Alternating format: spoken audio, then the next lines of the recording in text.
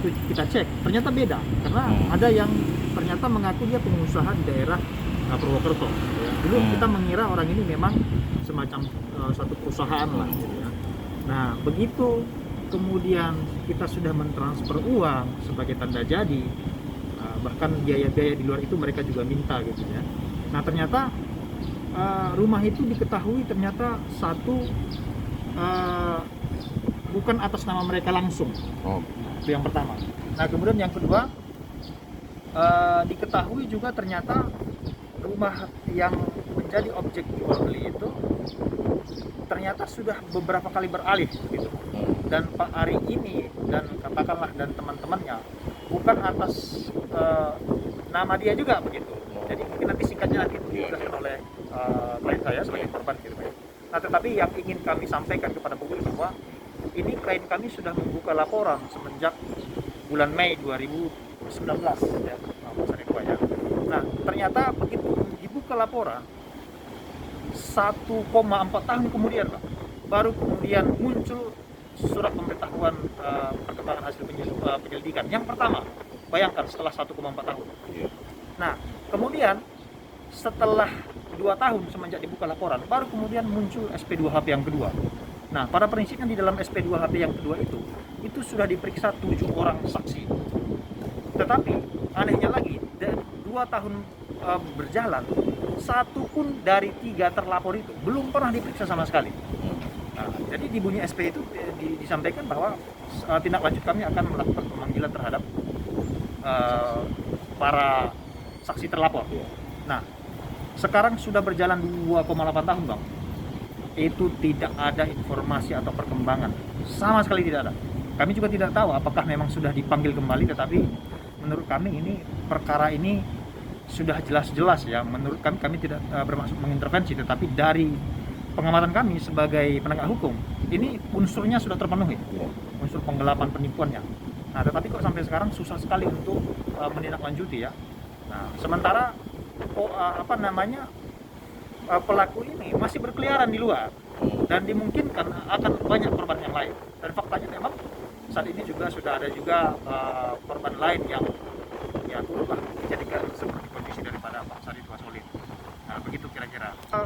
Kami melaporkan di Polres Metro Jakarta Utara karena berdasarkan beberapa bukti-bukti transfer, kemudian kami memilih untuk melakukan laporan di sana. Gitu. Oleh karena itu hari ini secara resmi juga kami telah menghadap Kabid Propam untuk melakukan pengaduan dengan maksud agar ya segeralah ditindaklanjuti, karena kami meyakini bahwa instansi yang kita cintai ini sekarang lagi sedang giatnya melakukan bersih-bersih lah terhadap anggota-anggota yang atau oknum lah begitu ya, yang nakal atau tidak profesional. Nah, dengan harapan bahwa ya agar ada keadilan sesegera mungkin, kemudian ada penegakan hukum yang adil, karena memang negara kita ini negara hukum. Kita sebagai masyarakat, terutama korban sendiri yang sudah mengalami kerugian, berharaplah ada tindak lanjut atau keadilan. Mungkin demikian Bang yang dapat saya sampaikan. Kerugian yang sudah di store itu kurang lebih sekitar 350 juta. Secara realnya ya, karena di luar itu banyak juga klien ini pelapor ini terlapor ini meminta biaya-biaya lain begitu.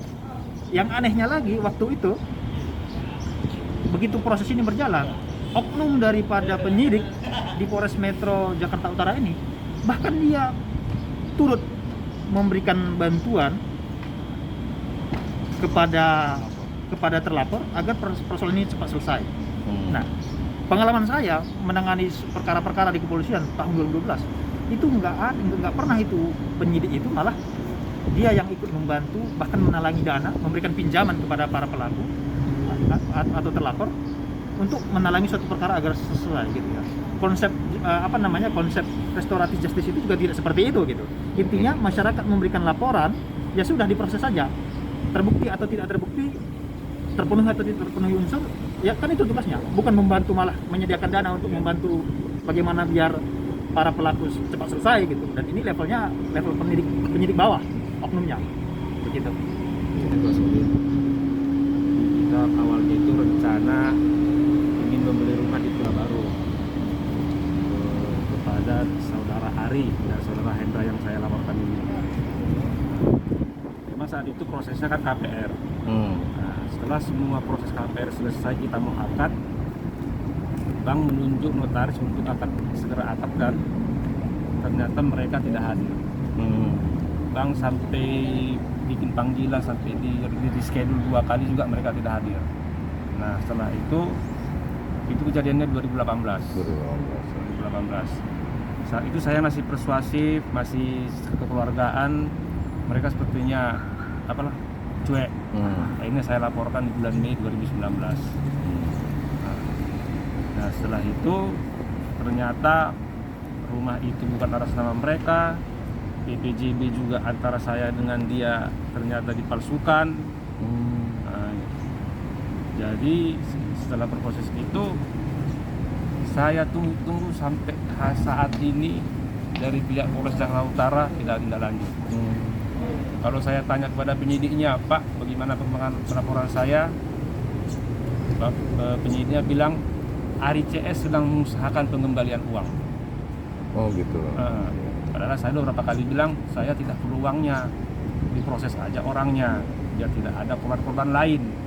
Nah, tapi jawaban standar dari Bapak penyidik selalu sedang mengusahakan pengembalian. Makanya saya serahkan semua prosesnya kepada Bapak lawyer untuk biar para terlapor ini cepat diproses. Tapi status dari kejadian. Jadi setelah kita mau akad, mereka bank menanyakan apakah ini sertifikat atas nama Bapak Ari. Bapak Ari bilang dia memang sertifikat ini tidak atas nama dia, tapi dia punya kuasa jual. Oh gitu. Kuasa jual. Jadi pihak bank bilang tidak masalah kalau ada kuasa jual. Tapi fisik rumahnya itu dari pihak Bapak sendiri apakah sudah pernah nempatin atau seperti apa, Pak? Tidak, tapi sudah lihat. Oh sudah lihat. Jadi rumah itu sudah ditempati oleh pihak lain sekarang. Nah, sekarang rumah itu sudah dijual lagi ke pihak lain. Luar biasa. Sekarang sudah ditempati orang lain. Dan berperkara juga. Dan itu juga pernah saya laporkan ke penyidik Polres Utara. Terus ke keterangan dari mereka seperti apa? Kan harusnya di polis lain dong kalau memang itu. Nah, tidak lanjut. Ya ada kayak semacam pembiaran gitu. Semacam pembiaran. Kita juga bingung ini orang sakti bener ya. Langkah hukum yang jadi mau langkah hukum yang akan kita tempuh, Bang, karena kebetulan kan ini sudah masuk laporan pidana ya, yang semakin berjalan hampir 3 tahun. Iya. Hampir 3 tahun tidak ada kejelasan. Kemudian jangankan kejelasan dari SP2HP terakhir yang diberikan kepada kita di bulan Mei 2021 itu sama sekali belum pernah diperiksa sekalipun 3 terlapor gitu ya. Oleh karena itu upaya hukum yang dapat kita lakukan, Bang, kami akan menunggu proses laporan atau pengaduan kami ini. Kemudian kami berharap ada tindak lanjut lah. Kalau memang terbukti silahkan diproses hukum. Nah, kemudian secara hukum lain pun akan kami upayakan, termasuk perdata. Kalau memang mereka menggunakan corporate, ya tentu akan kami upayakan upaya hukum perdata lainnya. Karena ini banyak korban menurut saya yang sudah terperdaya. Iya. Seperti itu yang cerita. Terakhir saya tanya ke beliau kurang lebih 2 bulan yang lalu. Dia bilang, tetap juga jawabannya, Pak, Ari CS sedang mengusahakan pengembalian uang Bapak. Jadi dia kayak juru bicara. Iya, juru bicara. Tapi ternyata beliau tidak bertugas di Harda lagi. Udah ganti. Sudah dimutasi ke Kurang tahu lah. Kurang tahu. Iya. Tapi beliau kita tanya masalah kasus masih seolah-olah dia yang menangani. Iya. CS sedang mengusahakan. Itu kan agak aneh ya, Pak. tanda